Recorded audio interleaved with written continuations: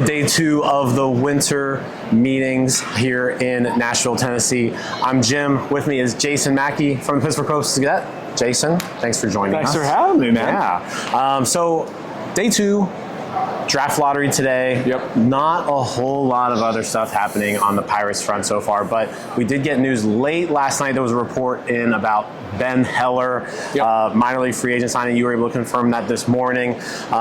Anything about Ben Heller that you want to kind of share? I mean, it's a depth signing. It's a minor league deal. I don't have any problem with it. The guy showed something last year. He was actually healthy. He's been working at Tread.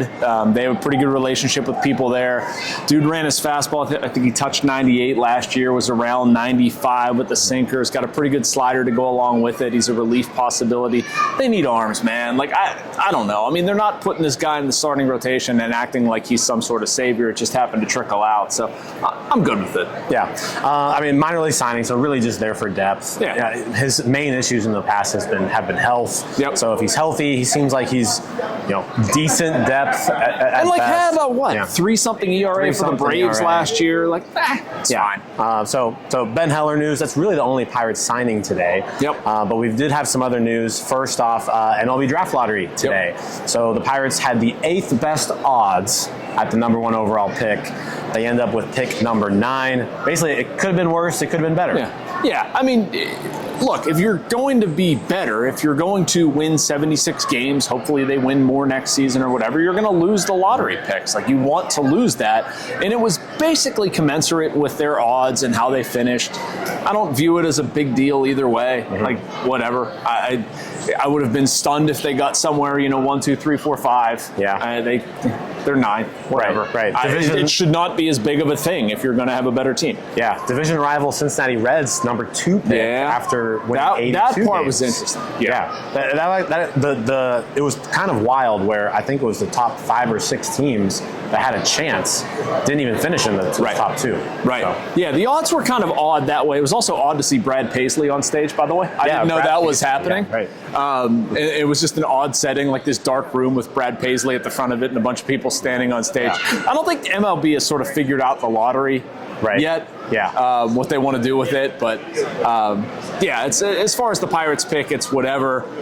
Division, it's something, but to me, the Pirates' needs are much greater than that. Yeah. Today also, media availability for really all the GMs pretty much came in and talked with media folks. So you had the chance to talk to Ben Cherington today. Yep. Fill us in on a little bit about what he said. He had some thoughts on payroll. You asked him a question about payroll? Yeah, I asked him. I mean, it's tough to pin down Ben on anything. We've done this a lot. I asked him, is it fair to expect the payroll to exceed what it was last year? I think it was 72-ish million or something like that on opening day. And he said, yes, that is fair. So, I mean, it's sort of what I wrote in my story. Like, that's not going to make everybody feel better. It's not like people are going to read that and be like, okay, everything's good now. They're going to be above 72. Yeah. I mean, it better be above 72. It better, I would hope it's significantly above 72. I also wouldn't expect Ben to say that in an availability like this. The proof is ultimately going to be in the pudding. They need to increase payroll. They need to make trades, get pitching. All that stuff remains. I thought some of what Ben said in addition, I don't know if we're going to talk about that, but like adding to first base, adding to outfield, getting stuff like that. Like, can you reliably do that? I mean, I still think they can, but I think that's going to have a decent impact. Yeah, so a lot of moves still to be made. On top of that, you also asked him about Johan Oviedo. Yeah. He pitched more innings this year than he has all season long. He gave really a really long-winded answer. Really long. So let's decipher that message a little bit. Like, what was the ultimate takeaway from that? I mean, the ultimate takeaway for me was they monitor that stuff, right? Like, they monitor spin, velocity, how the stuff looks. They talk to Oviedo. Is anything wrong? Like, they've had no indication that anything was wrong. Now, if they would have shut him down, I think he was 117.1 or something in 2022 between AAA and the major leagues. If they would have shut him down at 137, people would have flipped out. Like, I have absolutely no problem with what they did with Johan Oviedo. It would have been nice that you could maybe tamp that down a little bit if you had more than 2 starting pitchers the rest of the way. Like, maybe you skipped a start, maybe you had shortened starts. That's one thing that's kind of incongruent with me.